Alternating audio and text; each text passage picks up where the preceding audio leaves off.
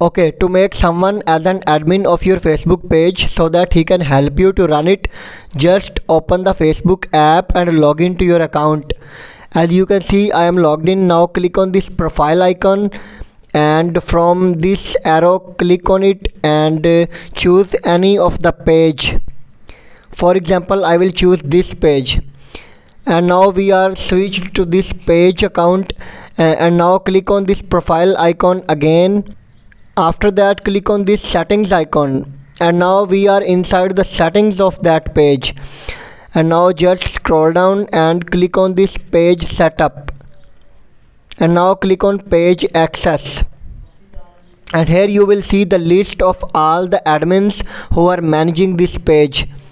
Currently only one admin. To add a new admin, click on this add new button and click on next. And here we will enter the username of the user that we want to make an admin.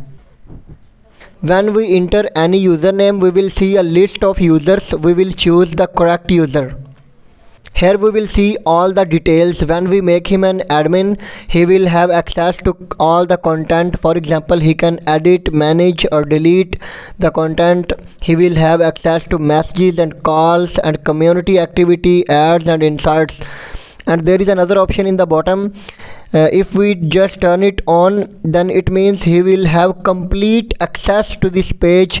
Means he can add any admin, he can delete any admin, and he can delete the page, and he can delete including your current admin.